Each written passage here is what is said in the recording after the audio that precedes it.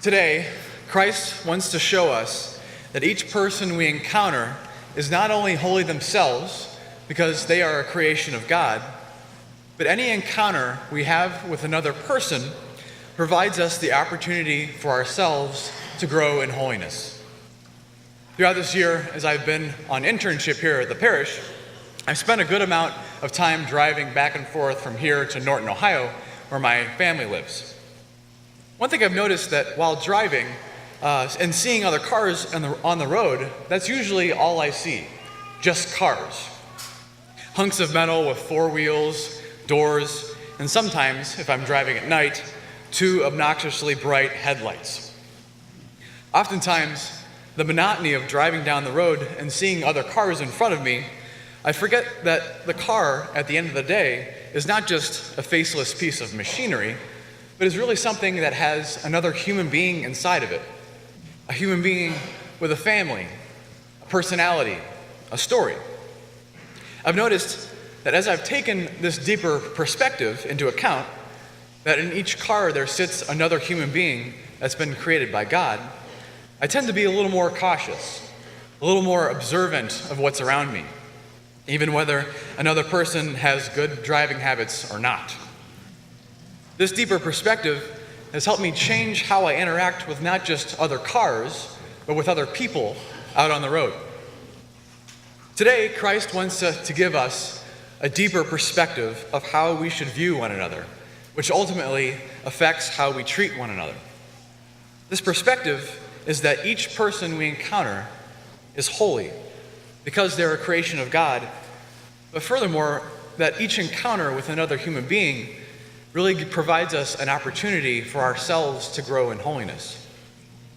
I think this revolutionary and exclusively Christian perspective on the uniqueness of the holiness of humanity has really shown through in my life of how I've changed my interactions out on the road. Even just look around at you now. When you see someone else, do you just see another human being that happens to be in the same building as you? Or do you really see them as a unique creation of God that is filled with holiness and is an opportunity for you to grow in holiness as well? As we encounter and relate with other people, even those we meet in this community, either we grow in a relationship with them and hopefully in a deeper relationship with Christ together, or when we encounter someone that is distasteful to us or gets on our nerves, we're further challenged to practice the virtue of patience, charity, and generosity. For Jesus, it's not just an eye for an eye and tooth for a tooth, or in this situation, a car fender for car fender. We shouldn't treat each other like animals that just bite back at each other. As Christians, we turn the other cheek. We go the extra mile.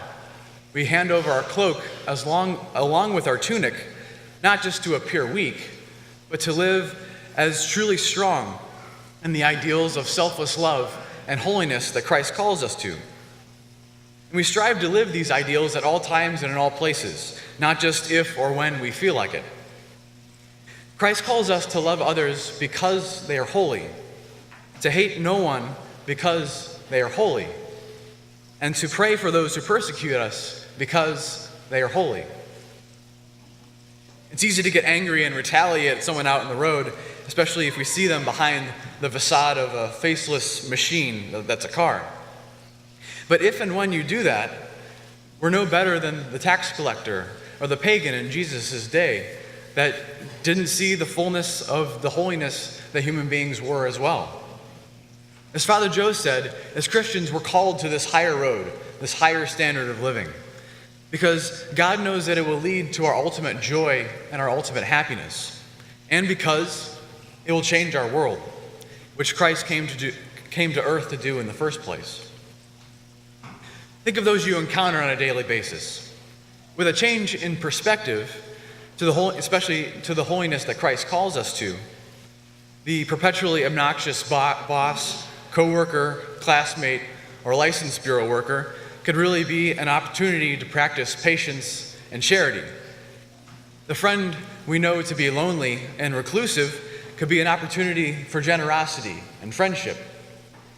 The jogger or the cyclist we meet out on the towpath today in this beautiful weather could really be an opportunity for conversation, evangelization, and even conversion.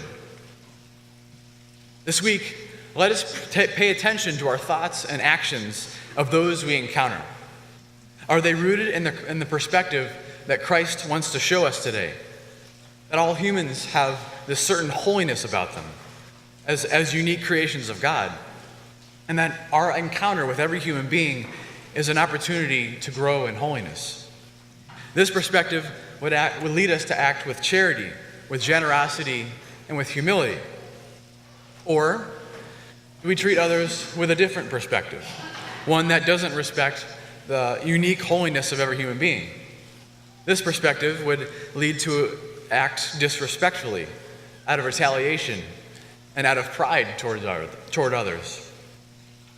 Only through the actions of one of these perspectives will lead us to a holy life, a happy life, and ultimately life in heaven.